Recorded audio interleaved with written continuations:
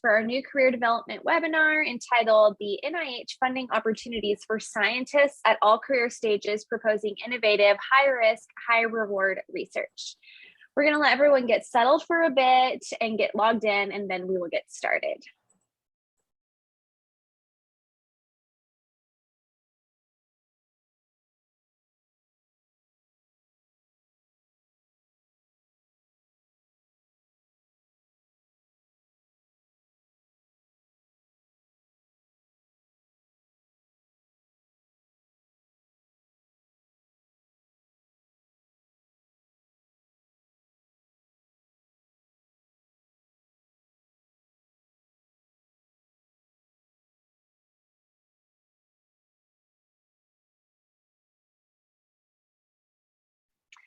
Okay, we do want to let everyone know that this webinar will be recorded and posted to the NRMN YouTube channel. I will add some links throughout the webinar to the chat so you all can find our YouTube channel and our websites and other things of that manner. Before we get started, I will do a brief intro about NRMN, the National Research Mentoring Network. Founded in 2014, NRMN is an NIH grant-funded initiative whose entire purpose is to diversify the STEM workforce. We do this by providing researchers across all career stages in the biomedical, behavioral, clinical, and social sciences field with evidence-based mentorship and professional development programming that emphasizes the benefits and challenges of diversity, inclusivity, and culture. Our program achieves that through mentorship, networking, and professional development through our online networking platform, My NRMN, which has over 22,000 mentors and mentees. We do encourage you to visit our website, nrmnnet.net, to learn more about our resources. NRMN is delighted to provide this opportunity for everyone to participate in this webinar and have your questions directly answered by these incredibly talented panelists. We will be offering a Q&A session at the end of the presentation, so we do encourage you to type any questions that you may have in the Q&A feature down below. From NRMN, we want to give a special thank you to the NIH Funding Opportunities for Scientists panelist for providing this webinar for us. And now I will pass it over to Trish Lebowski to begin the webinar. Hey, good afternoon, everybody. I think we're going to share our slides. I'm going to wait for that to happen. There we go. Okay, so it's really my pleasure to introduce our team, myself, Trish Lebowski, and next to me on the screen, Becky Miller, and then Ravi Basavappa. We're all program leaders or program officers in the Office of Strategic Coordination, or the Common Fund. And our other partner who's not with us today is Ali Murcia, who is our program specialist that keeps us going in the right direction when we tend to go off on a high risk venture or something. So we're here to talk to you today, and Ravi and Becky will pop in. I'll give an intro, but they'll pop in when they're talking about the initiatives that they run. So on the next slide, just in general, to remind you, the National Institutes of Health with our primary mission of turning discovery into health. And really the mission is to enhance human health, lengthen lives, and reduce illness and disability. So on the next slide, the overall budget for this past fiscal year, FY22, and that's not a calendar year, right? It's a fiscal year. It starts October 1st and ends September 30th. So we're coming up near the end of it, but it was $45 billion for the entire NIH. And most of that money goes out of the NIH and goes to external institutions like your university. As you can see here, over 50,000 grants, 300,000 researchers, and 2,500 different institutions, we call them extramural institutions, that are doing research. On top of that, there's a smaller proportion of the research money that goes directly to NIH scientists. You've probably heard a lot about this year, making things like vaccines and all, and doing lots of primary discovery-based research within what we call the intramural research program. And then at the base of that, there's also a little bit of money left over for what we call administration, to make all the rest of everything happen, right? And that includes people like myself, Becky, and Ravi that are here talking to you today. So on the next slide, I want to point out that the National Institutes of Health, it really is institutes. That second word there is plural, which a lot of people either don't know or kind of forget. But there are 27 different institutes and centers across the entire NIH, and you can see them bulleted out there on the slide. So there are things that maybe you have heard of, maybe you haven't. National Institute for General Medical Sciences, they're administering the NRMN, which you've just clicked into this webinar, right? There's National Library of Medicine that you can click into and get articles that you might want to read, or you can request them or whatever. But you can see there is different scientific focus to most of these different institutes, and they're specifically focused on something like mental health or digestive and kidney disease, right? Dental craniofacial research. However, we're a little different. We're down here, this Office of the Director. That is us, the three of us in the Common Fund office. And on the next slide, it tells you a little bit about the Office of the Director and the NIH Common Fund. So back in ages ago, right? 2006, the Common Fund was first designated by Congress as a specific appropriation for the budget from the Senate. So we're in the Office of the Director, in the division there, our Office of Strategic Coordination, right? It used to be what was called a TAP on the NIH budget, but in 2006 that all changed because the experiment of the 3 years between 2003 2006 was such a success.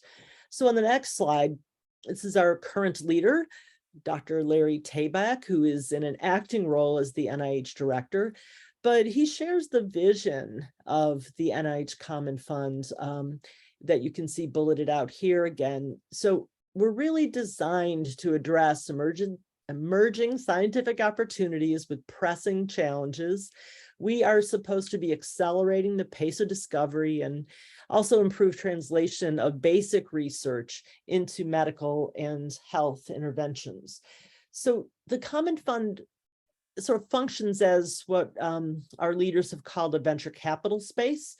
And it's really designed to support high risk, sometimes we hope high reward, very innovative research.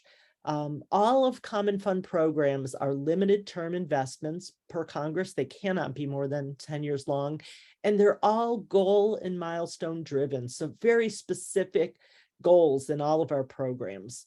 On the next slide, there's a list of all of our programs have to meet these various goals. So they have to be unique, transformative, synergistic, catalytic, and cross-cutting. So what does that mean really? Again, they're short-term catalytic programs, at most 10 years. They start out at 5, sometimes they're longer, or sometimes they go to 10, but they have to have a specific goal. We work across all the different NIH centers that were listed out there before with their different scientific missions. Well, we kind of provide a bridge across all of those different institutes to work together to come up with things that will be catalytic and synergistic across all the institutes and centers, or maybe not all, but most usually. We like to think our programs are unique, and they usually involve a lot of NIH coordination, which is usually our role. So here's a list of all these common fund programs, and I don't expect you to read this, but you might notice the fifth bullet down there, enhancing the diversity of the NIH funded workforce, and that includes the NRMN with their partners in Build. But you can see there's all kinds of different science all over the place on this list. But what we're here to talk to you about today are these ones down here on the bottom in red now, the HRHR research program, high risk, high reward. And we'll cover these 4 different types of awards as we go through the webinar. So just to give you kind of a global idea here, this HRHR program is designed to support outstanding scientists at all different career stages, different initiatives for different career stages. And the idea is these wonderful scientists are going to be proposing high risk, high reward, high impact research. Every year, pending disaster, but every year we have annually funding opportunities that come out. So each year there's a new RFA that one would apply to for each one of these 4 opportunities. Each one of them invites these high risk, high impact ideas. In fact, if it's low risk and medium impact, it probably won't go very far. So it has to be high risk. We don't require any preliminary data. We don't require a detailed experimental plan. What we want are ideas. They have to be feasible. And so you have to give the reviewers enough meat that they can chew on, that they're going to understand what you're going to do. But you don't have to have all the details laid out in the application. These applications are very different from what you might see in a typical R01 or K01 or F31 or F32 application. Any topic, any scientific topic within the NIH mission is welcome. So you can see the list down there. So again, we're not dedicated specifically, let's say, to neurobiology or digestive disease. Anything is welcome, anything within the entire mission, okay? So we really want investigators with diverse backgrounds and from all eligible institutions. You have to be able to perform the research you're suggesting at your institution, but you don't have to be in a research intensive environment in order to apply. And we really want everyone to try, because we're looking for ideas from across the boards. So this is our high risk, high reward working group. And you can see a lot of names, doesn't matter. But in parentheses after each names, you see a little acronym that corresponds to the institute or center at the NIH. And myself, Becky, and Robbie here today, we're in the OD, the Office of the Director, but you can see folks from all over the place, from kidney, musculoskeletal, environmental health, general medicine, genome, everywhere across the NIH. So the point of this is that this really is a trans NIH effort, and we're all working on this across all the different areas of science, looking for all kinds of science. And these folks do an awful lot of work to get the awards out for these 4 different initiatives. So I want to acknowledge them.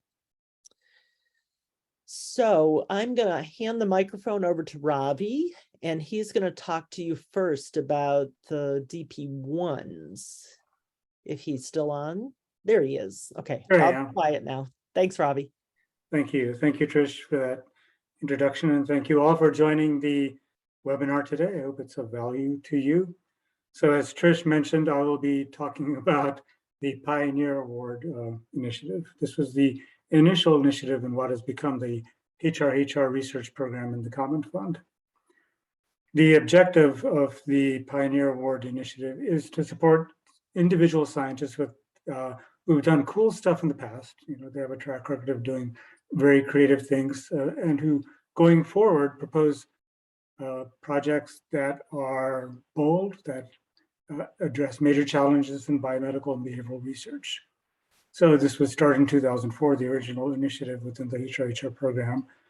It is open to people at all career stages. That's really true. But in practice, what happens is that most of the people who apply tend to be more senior, associate professor and more senior than that.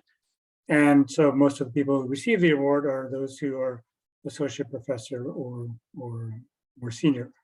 But we do, but this initiative really is open to people at all career stages. We have made awards to beginning assistant professors who are waiting for their pipettes to come in, and they had some time and they wrote a Pioneer Award application, and their application was funded. So this is the Pioneer Award, which means that the research that's proposed must be a new research direction for the investigator and for the field. It should be a pivot in what the person has been doing. It shouldn't be the logical next steps or natural extension of the investigator's research, but should really be a discontinuity in the trajectory of research. This has some unusual features. So when the Pioneer Award initiative was started, we wanted to make it different in all aspects from the standard R01 program in the application process, the review process, and how the awards are administered. So for example, in the application, we require 3 letters of reference. We also require that the Pioneer awardees commit at least 51% of their research effort to the Pioneer Award project. The idea here is that we don't want the Pioneer Award to be yet another research grant that the principal investigator has, but really to be the focus of his or her laboratory. The awards are pretty generous, $700,000 per year in direct costs for 5 years. So people can go after pretty ambitious ideas. And it uses the DP1 activity code. So you might hear people colloquially refer to the Pioneer Awards as DP1s. The receipt date is coming up. It's September 9th, 2022. And the FOA number is given there. As Trish said, we expect to have annual funding opportunities. So the next one, the receipt date is September 9th. Next slide, please. So how is the Pioneer Award application different from the standard R01 application? For the R01, the research strategy section is 12 pages long, and there are expectations for a lot of experimental details and supporting data. And when the initiative was started, for the R01, the research strategy section had a page limit of 25 pages, which was substantially longer. But for the Pioneer Award, the major component of the application is a 3 to 5 page essay. It's pretty much a vision statement instead of the normal research strategy section. So in this essay then, we ask the applicants to address items of programmatic interest. For example, overall, what is the scientific problem? What is the significance? Why is it so important? And overall, what is the pioneering approach that you're proposing to use? We also ask the investigators to explicitly address the evidence for innovativeness. What unusually innovative things have you done in the past? How have you overcome substantial technical and conceptual hurdles in the past, or challenged paradigms, established new paradigms? How is the research direction different from what you've been doing? How is this really a pivot for you? And suitability for the award. So why is what you're proposing really better suited for the Pioneer Award than, for example, the traditional R01? In the R01 application, a lot of details are required for budget, animal, and human subjects information. Yes, and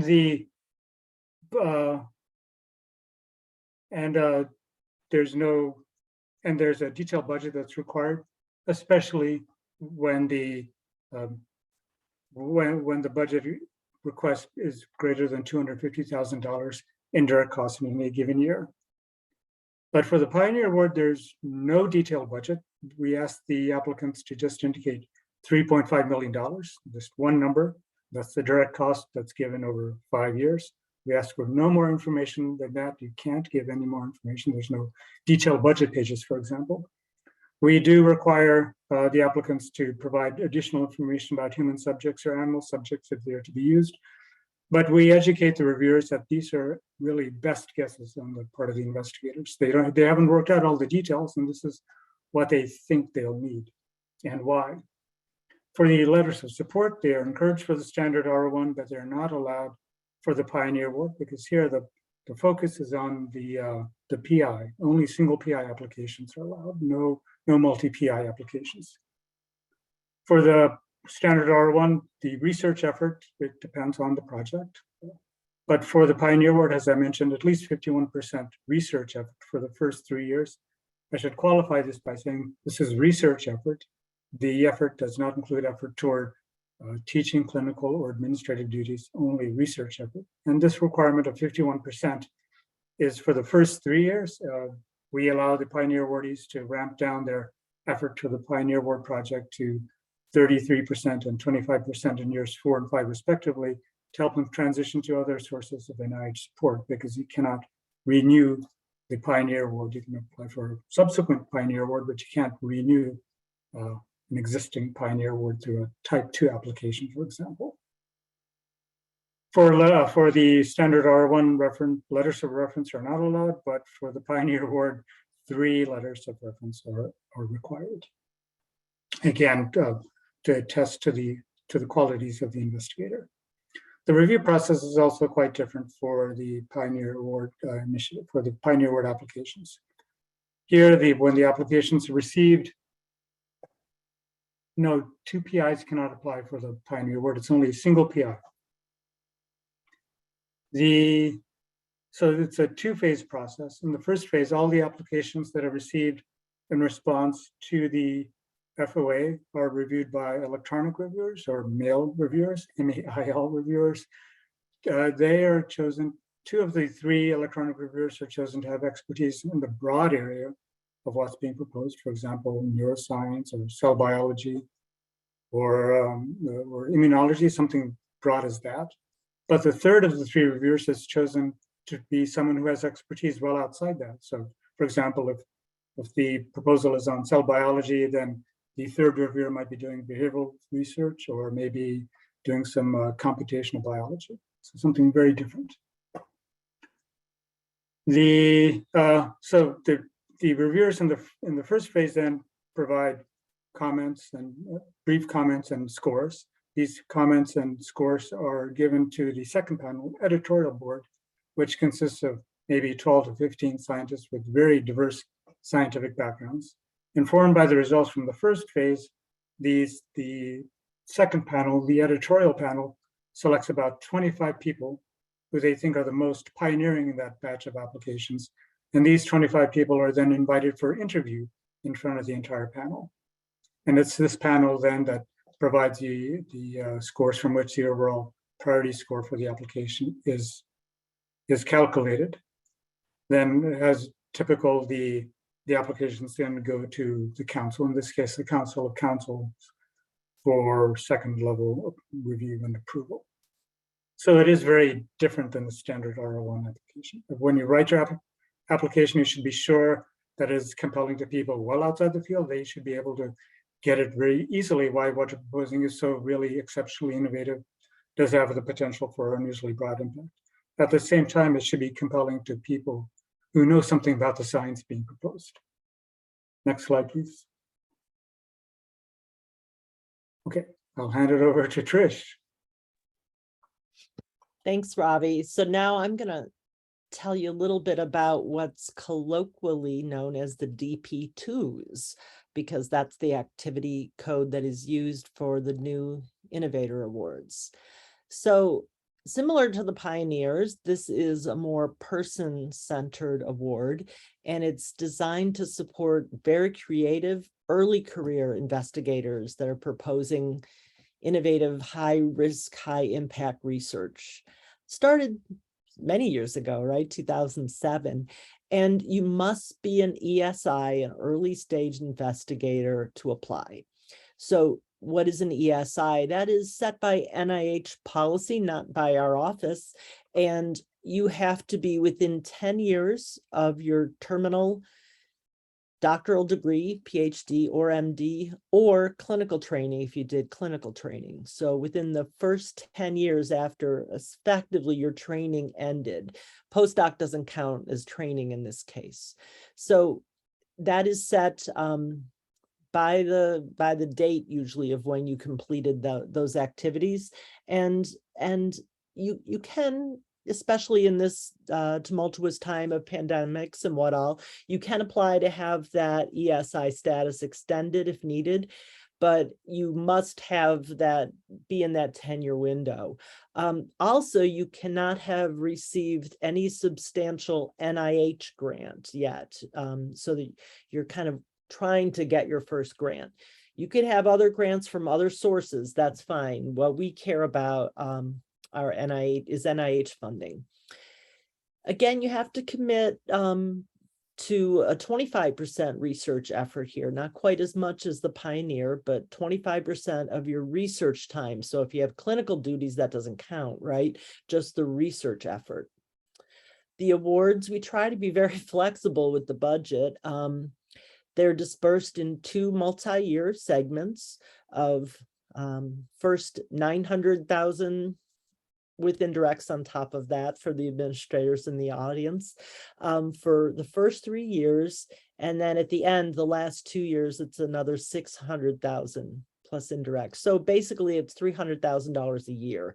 You don't have to, well, we'll get to the budget in a minute, but you don't have to be super detailed with the budget. And again, it uses the DP2 activity code. This year, the applications are due in about 6 weeks. So if you're planning on doing this, you should be in the middle of writing or starting to really, start writing tomorrow maybe, but soon, right? The RFA number is down there on the screen. You can Google that and pull the RFA up, which you should read, by the way. Anytime you're thinking of applying to an NIH request for application as RFA, you should read them closely because they have some really important facts in there that should help you design your application. So on the next slide, so a few of the details about the DP2 new innovator applications. Again, it's different from an R01. It's an essay. It's not an R01 application. And you should write it differently because what we've seen in the past is if you write it like an R01, the reviewers will review it like an R01, and then they will tell you it should be an R01 and not a DP2. So you really want to focus on the bullets here. What's the scientific problem? And how is your work gonna change the world? What's the significance of what you're gonna do with this award in the next 5 years? So what's the potential impact to the scientific, healthcare, whatever community, whichever, wherever your research is focused? As you might imagine, per the title of the initiative, innovation is absolutely key. If it's not innovative, you will hear that from the reviewers. So there has to be something new here, it might be a technique, it might be a tool development, it might be a combination of tried and true tools that you're putting together in a really unique way, but there has to be something here that's different, that has not been seen before. And again, as Ravi was saying about the pioneers, it should not be a logical extension of, for example, your postdoctoral work or your PhD or something like that. It shouldn't be, oh, of course, that's what they would do next. This should be different. There should be a leap forward, and you should explain that leap forward and the significance of that leap as well. We invite high risk. We want it. Without it, we don't want it. But you do have to describe how you're going to handle that risk. So if there are certain, approaches or technologies that might be risky, how are you going to handle that? What are some of the alternatives? How are you going to control for them? So you need to put some of that information in there. Why is the science that you're writing suitable for a DP2, and why is it not an R01? right? You have to explain to the reviewers how this is a DP2. This is innovative. This is different. This is going to change the world, and this is how it's going to do it. And of course, you also have to talk about your own qualifications. Again, your background of innovation and creativity in the past, and why you're the right person to do this research, to do this project.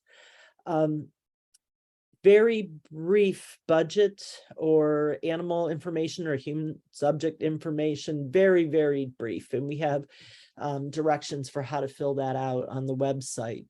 You're not allowed to have letters of support. So you can have a collaborator, you can there may be collaborations that are inherent to your project, but they can't write you a letter. So the person down the hall that's gonna, I don't know, make an antibody for you or something like that, they can't provide a letter for you saying they're gonna do that. You just say, I'm gonna work with so-and-so.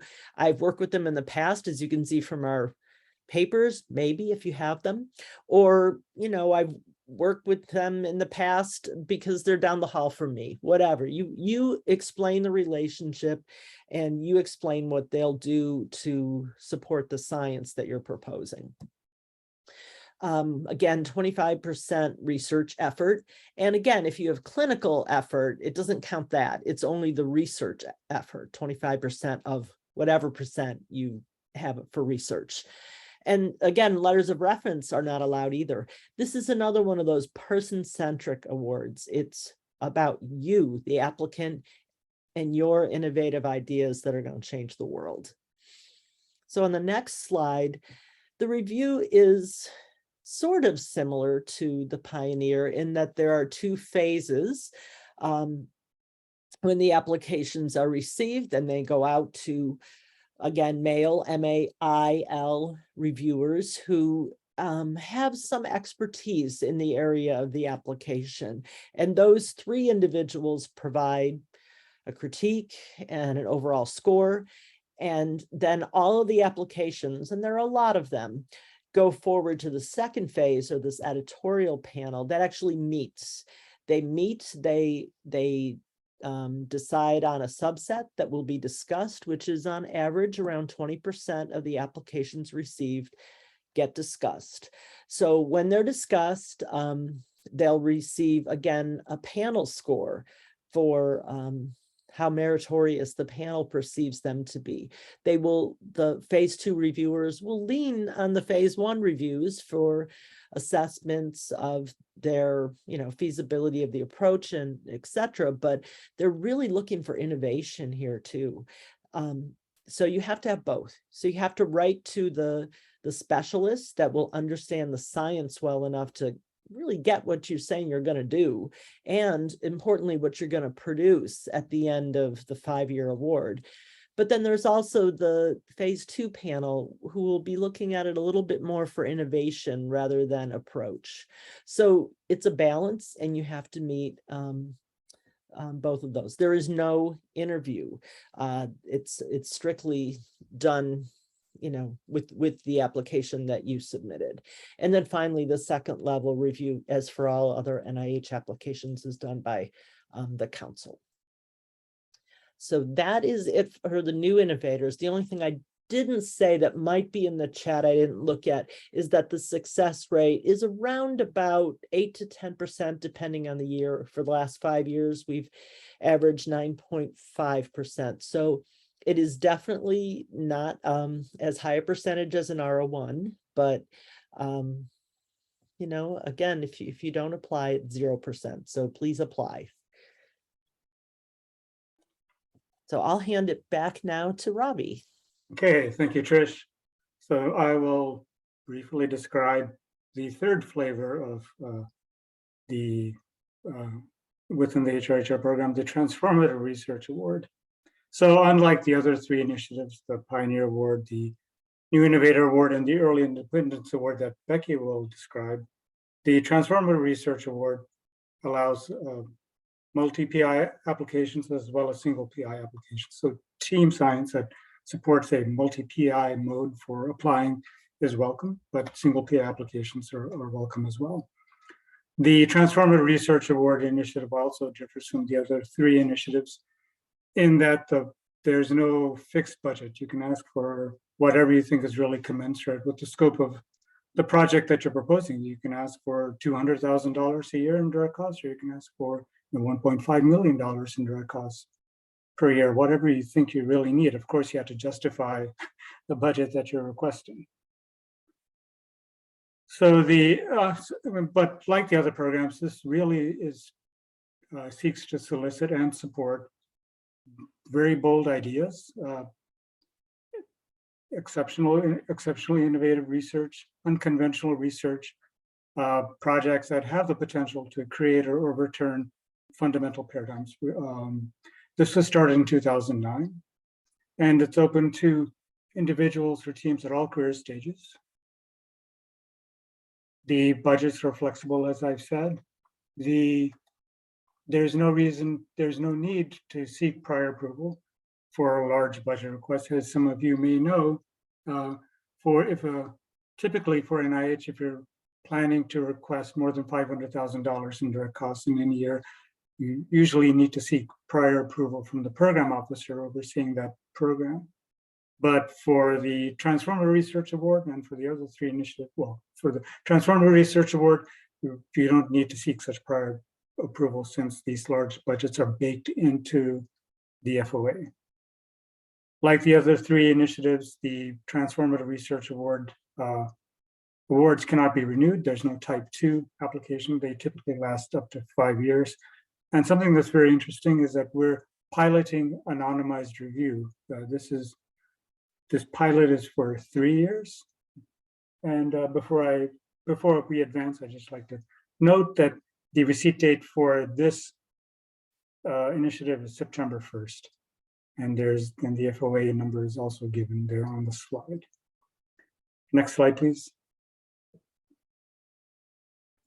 So we're piloting anonymized review here because, as Trish said, the Common Fund really seeks to not only support innovative research, but also be innovative in the way we support the research. One experiment that I think is pretty cool is this anonymized review process.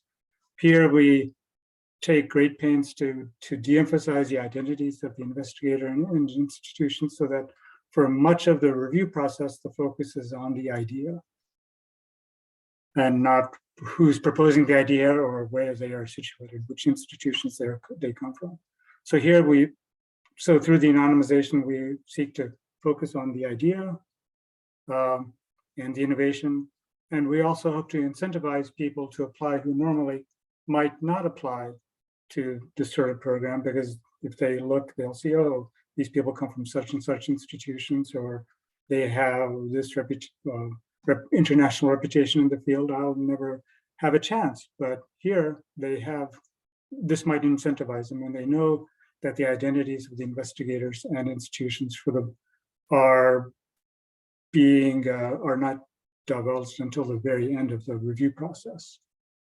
So we give some pretty clear instructions, I think, about how we ask the applicants to anonymize the applications. Here, it's important to note that we ask the applicants to anonymize only 2 components of the application, the specific aims page and the research strategy section. All the other components of the application can be written as usual, including all the names and institutions and whatnot. But for only these 2 components, the specific aims page and the research strategy section, the 12-page research strategy section, we ask the applicants to not provide any information from which the identity of the investigators or institutions can be readily inferred. And to do that, we provide these instructions. We don't need to go into the details here, but if you're planning to apply for the Transformative Research Award, please pay very close attention to the instructions, because if you don't, then we'll have to administratively withdraw the application. And it's really a sad duty of mine to do that when such information is included accidentally. And so we have to say, whoops, sorry, we have to withdraw the application. So please be very careful in how you write these 2 components, especially the specific aims page and the research strategy section. We also have a tool available this year. So this is the third year of a 3-year pilot. And this year we have a tool available called Track. The link to that tool is in the FOA and also on the website, or the link to that can be found in the FOA or on our website. And it's a tool that will help you to pre-screen your specific aims page and research strategy sections if you submit them as PDFs. It's only for general guidance, it's not definitive, but it might help you catch those accidents of including information that would provide the identity of the investigators or institutions, and it might be worth trying out. Next slide, please. And I should say that the anonymization pilot so far has been pretty encouraging. In the first 2 years, we've made awards to individuals and to institutions, to new institutions who have never received the Transformative Research Award before, and the diversity of the applicants has also increased, which is what we're seeking to do. So as I mentioned, for most of the review process for the Transformative Research Award, the identities of the investigators and institutions are concealed to the reviewers. We have a 3-phase review process. We call it the editorial board sometimes. So the editorial board in this case also consists of 12 to 15 scientists with very diverse scientific backgrounds. In the first phase, in this experiment, then they will have access only to the anonymized specific aims page. So you have to be very careful on how you write your specific aims page, because it's really critical for you to advance to the next phase in the review. So in the phase 1, the editorial board has access only to that single specific aims page. And we ask the applicants we give instructions on how we use a specific aims page to serve as a distillation of the entire application. Why is it so significant? What is the innovation? What is the unique insight that's driving the application? Such things, not the typical specific aims page where you enumerate 2, 3, or 4 specific aims, but more a distillation of the entire proposal and why it is potentially transformative. So based on the readings of the specific aims pages by the editorial board members, they select a subset of applications to go to the second phase. And remember, in the first phase, it's highly unlikely that people on the board will be topic experts in what you're proposing, because they come from a variety of different scientific backgrounds. So in the second phase, the subset of applications that the editorial board selects then goes to the second phase, in which this subset of applications were reviewed by technical reviewers, people who actually know something about the science being proposed. And in the second phase, the technical reviewers have access only to the anonymized specific aims page and the anonymized 12-page research strategy section.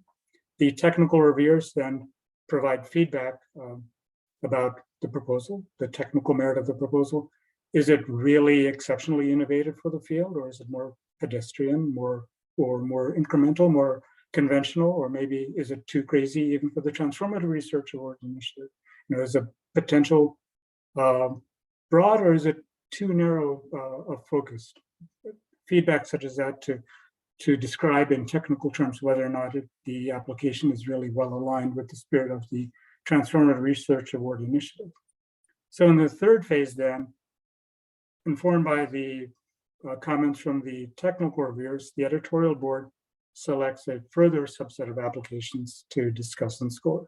And it's only after the editorial board determines which applications to discuss that the full applications of this subset are made available to the editorial board. It's only after they choose which ones to discuss that they can then see the bio sketches, the bibliography, citation, and all the other components of the application. And then they use the full application in the discussion, because by law, they have to review all the 5 standard review criteria, including the investigator and the environment. So at the very end, they are required to consider all 5 standard review criteria. It's the editorial panel then that provides the individual scores from which the overall priority score is calculated, and then as with the others, goes to council for second level review. I think that's it. Okay. All right, and I'm talking about the Early Independence Award, which is the baby of the group.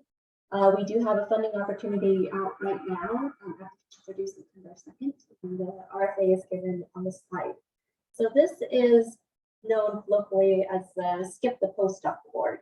So this is meant to help outstanding junior scientists move into independent research positions and skip the traditional postdoc. So because of this purpose of the award, we have very strict eligibility requirements.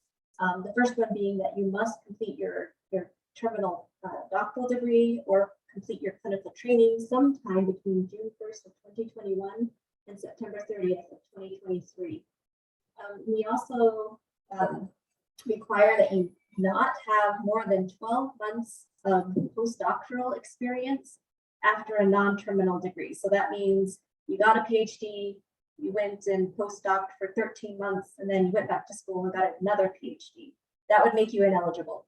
But if you only have one degree that fits within that June 1st, 2021 and September 30th, 2023 that you received, and by the time you submit your application, you've been postdocing for 12 months, that's fine. It's only if you went back and got a second degree that would matter. We also require that you are in a non-independent position at the time you submit your application.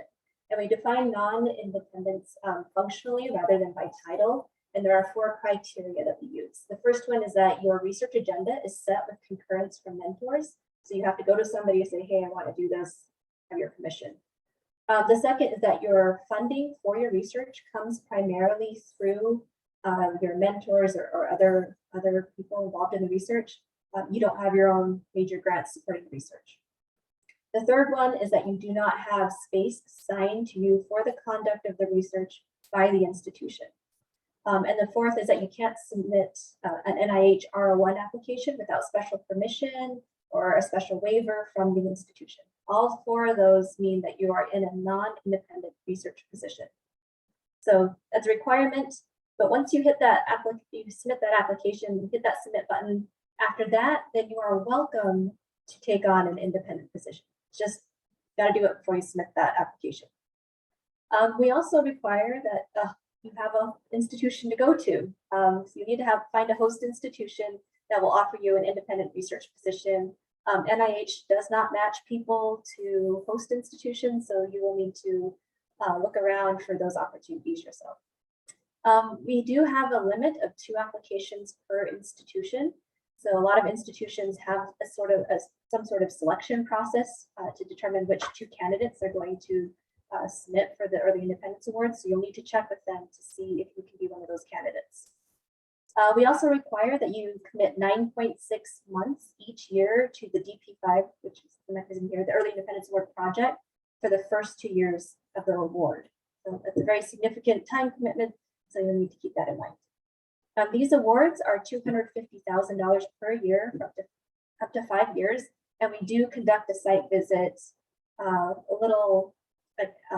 probably in the first year or a little after the first year. So this does use the DP5 mechanism, and once again, it's different from the R01. You'll see here that I reiterate that we have that 2 application per institution limit. So please check with your institution. For the research strategy essay, it's 12 pages long, and it's very detailed in the funding opportunity. You need to answer questions that can prompt you for certain responses. So please make sure you follow the RFA very closely so that you answer those questions that are posed. But it's unique in that we're asking not only for your research proposal, but we ask a lot of questions about your qualifications and skills, and particularly what type of career development or mentorship plan that you will have in place to help you as you transition into an independent research position. So follow that closely. It's a very unique application, in that we want to hear how you'll be really helped and helped by your host institution if you'll succeed in your independence. There's also, for the facilities and other resources section, there's a lot of information that we ask from the institution specifically. So there are no page limits to this, but this is an opportunity for the institution to write out how they're going to support you and how committed they are to you. And it's a really important component of the application and should not be overlooked. So once again, look in the RFA for more information. You will be completing a modular budget. We do and encourage letters of support and letters of collaboration. For the bio-sketch, we only allow your bio-sketch, so do not include collaborators or anyone else's bio-sketch application anywhere. Allow yours. Once again, research effort is 96 months for the first 2 years. You do require letters of reference that can attest to your skills, your abilities, and your readiness for independence. The review process is similar to some others that we've talked about before. There are two levels of review.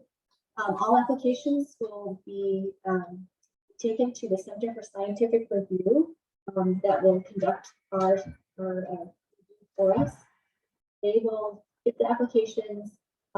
They will look at the topics that you are of your application, and they will find topic experts to review your applications. So the topic experts look through your application, review it, they provide comments and some preliminary scores.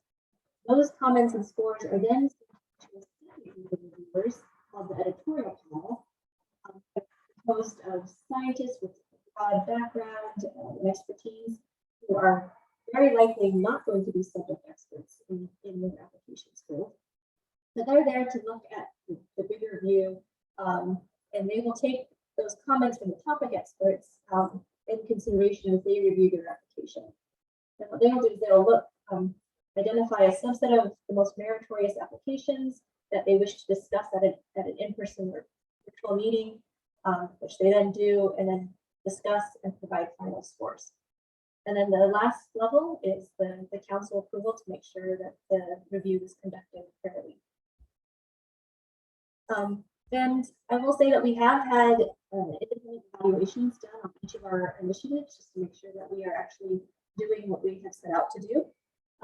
So we had STIPI, use multimodal analysis, compare the output of our different initiatives with those of comparison groups like matched R1 investigators. And what they found was that our HRHR awardees do produce more innovative and impactful research than the comparison groups.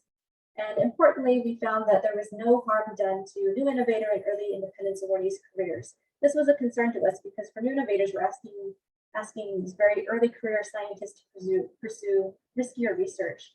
And we didn't want to harm their career if they're pursuing things that may not pan out. But looks like there's no harm done. And for early independence awardees, we're asking you to skip postdoc, to start a career a bit earlier than is typically done, and we found that there was no adverse impact of that. So I just wanted to briefly give some examples of award that we've supported. So this is Idioma Opara at Yale. She's using a community-based type of method to look at the relationship between urban neighborhoods and substance use and mental health among the youth in Paterson, New Jersey. So she's looking at some very innovative ways of collecting data in these settings. Another one is Ishan Barman, who's a new innovator awardee, who has developed these non-invasive sensors that can measure real-time structural and biochemical responses in live functioning cells. And he's actually used this for detecting SARS-CoV-2. So all it requires is a sample on a sensor. There's no other or prep needed. It can tell you whether or not there's active virus. There's actually a virus in that sample. So these are some examples of research that we've supported. There's a lot more that we could highlight. We don't have time though, but I would encourage you, if you want to hear about really cool research, we do have an annual symposium that's in June. Our website for more information on it, but we do invite you. It's open to the public. It's a really fun time to hear about all this amazing innovative research going on. So maybe Steve Jobs, and the people who are crazy enough to think they can change the world are the ones who do. So and apply for these initiatives. I'll leave you with a way to go to our website, commonfund.nih.gov/high-risk, and our various email addresses are also there, so you can reach out to us. But we are available to take questions now. So Trish, you want So Becky, I'm going to interrupt because at least I'm having a little bit of a hard time hearing you on some of those things. But so maybe I could just narrate some of these questions that we haven't asked yet verbally and ask you and or me and or Ravi to answer them. Does that sound good? Yeah. So let's see. I'm just going to go through this. For early independence, so Becky, does research scientist position count as an independent position? You know, another way to think about that is how do they need to define their independent position?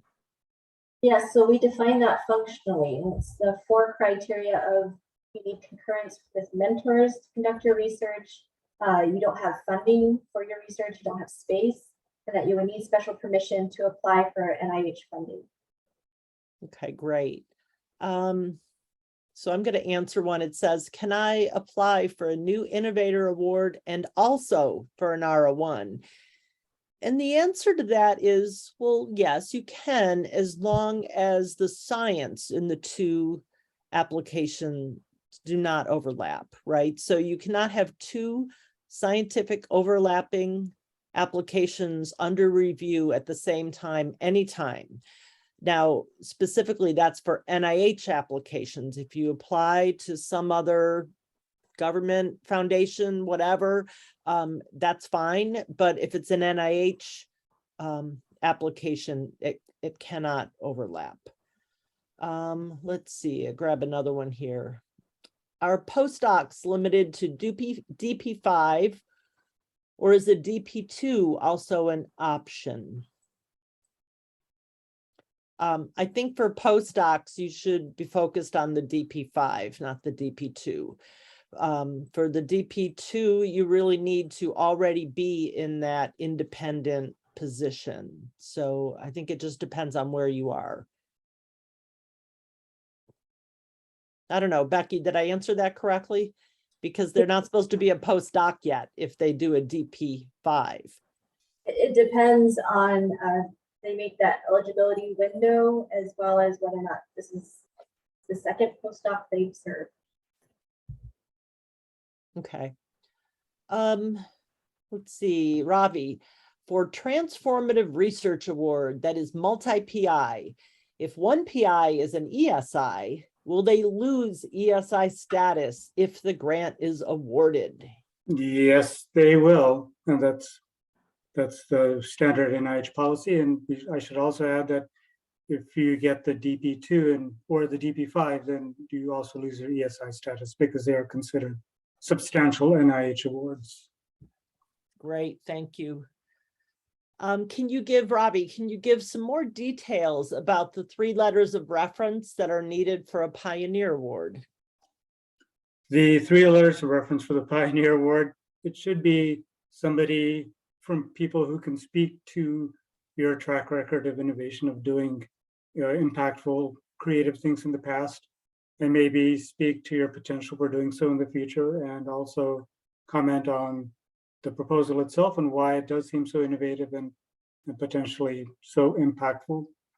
It shouldn't, typically, we should not come from somebody who's invested in the outcome of the research. For example, a collaborator, your department chair, your dean, who has some sort of investment in the outcome of the research. It should be somebody else who's not associated, or it would be writing ex officio.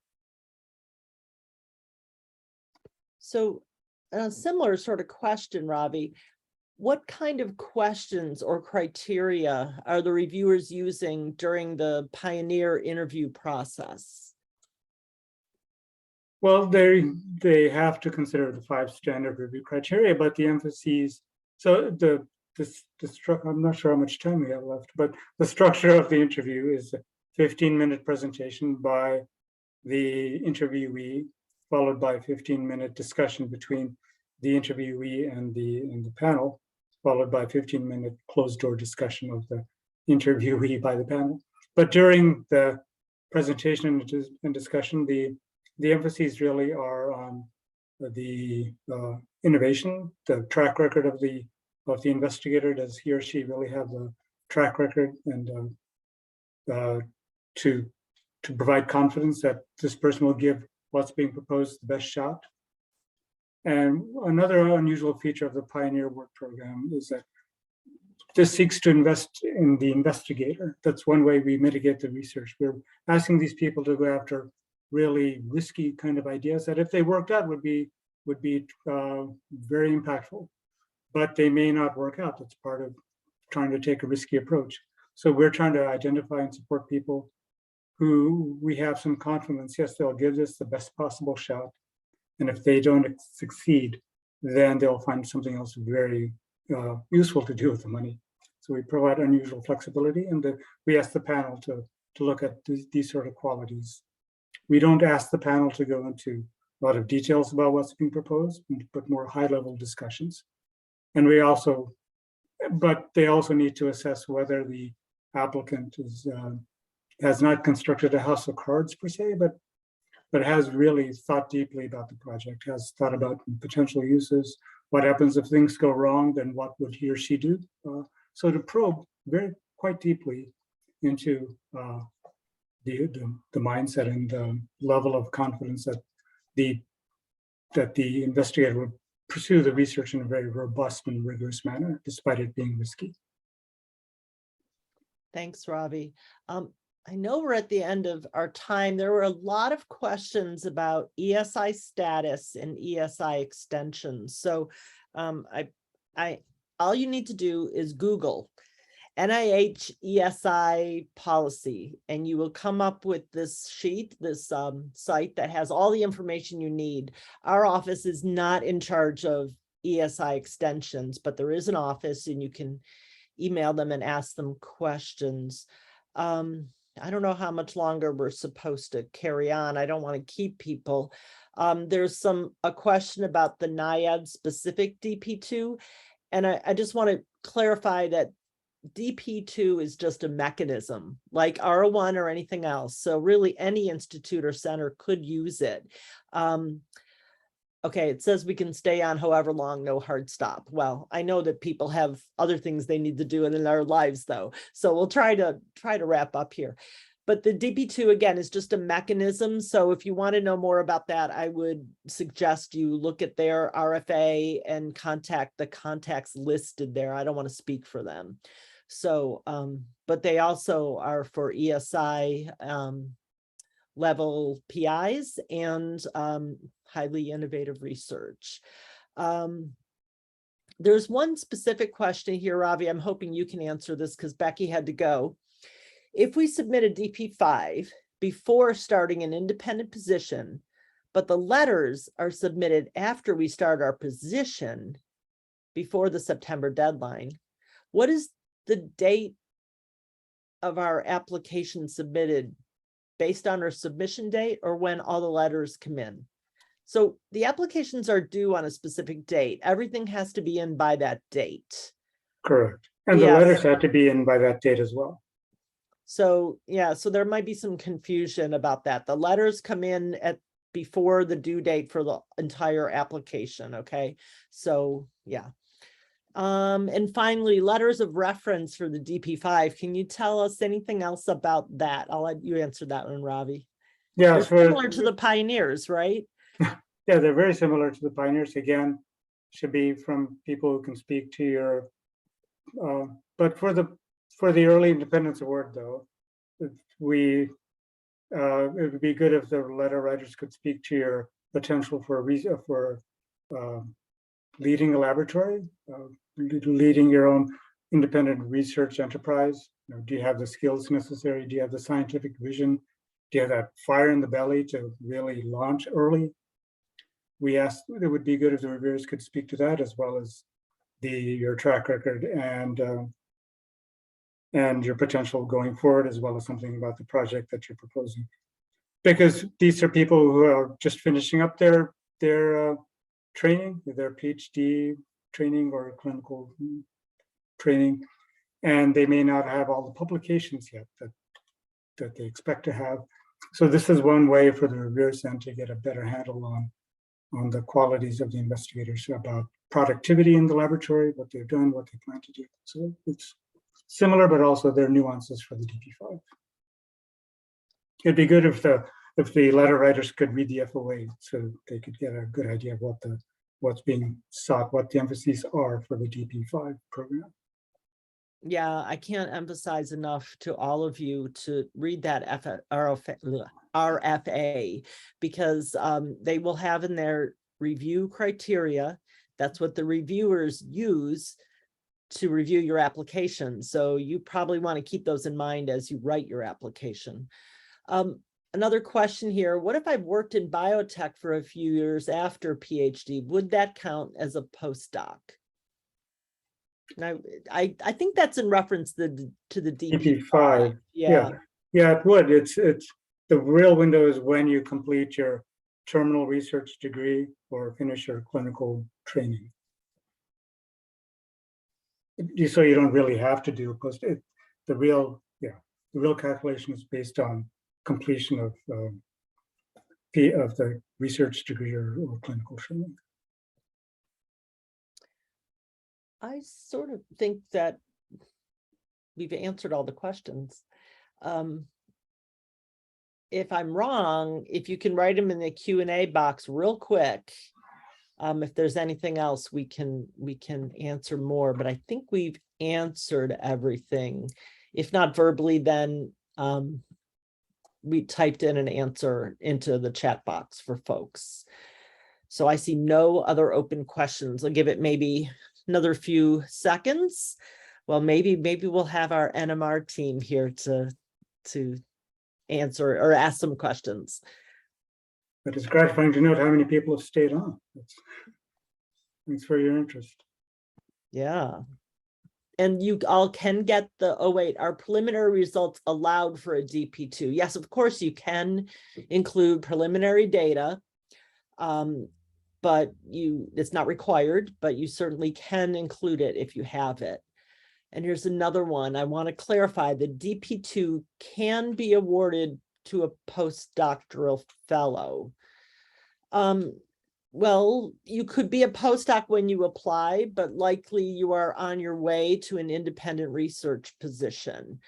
But maybe it hasn't started. Like if you start your job, your assistant professor job in September, and the applications are due in August, you could apply before you get there, but you should have that independent research position nailed down. Remember, the institution that you will be working at for your independent research position will actually put the application in for you. Right, and if I could add to that, if you are not in an independent research position at the time you apply, the requirement is that you have such a position by September 1st, the following September 1st. So for example, this would be September 1st of 2023. Okay, Robbie, there's one more question here. It's again about that application submission date. They didn't understand. I think we're not understanding each other. She says, I am starting. What did you say, Trish? Say what? He's being funny. Okay, here's the question. I am starting my position. I don't know which one. I think it's an independent research position, August 15th. And submitting my application before that date. But my letter writers may not submit until after August 15th. Would that change my submission date? Oh, no, as long as the letters are received before the receipt date. You can submit your application within that 30-day window that ends on the receipt date given in the FOA. So if you do it 15 days before the receipt date, that's fine. And if your letters come in after that, that's fine. Well, our calculation is based on when you submit your application, not when the letters come in. Okay, and then there's one more here. I'm going to have you answer this, Robbie. I think I know the answer, but I'm going to look to you for this. Can my institution say the independent position is dependent on winning the DP2? No, Yeah. according to the FOA, you must have an independent research position by Right, September 1st. yeah, So we need to follow what's in the FOA. And like Trish said, if the very act of the institution submitting the application on your behalf indicates that they will provide appropriate resources for you as an independent investigator. It doesn't have to be tenure track faculty, but anything that would normally, any sort of position that would normally allow you to submit an R1 application without a special waiver. okay, well, I think we have answered everything. And Reagan's going to tell us how people can find a recording or the slides or whatever it is that you're going to do, Reagan, something magical. Yes. Well, again, we want to just thank the panelists for this, for participating in this webinar with this incredibly important discussion. And we thank everyone, for all the attendees for joining. And yes, you will be able to see the recording on our YouTube channel that will be posted today. And then I will be sending out a follow-up email to everyone who registered to send, to show that recording, and then also send you all those slides from the NIH High Risk, High Reward.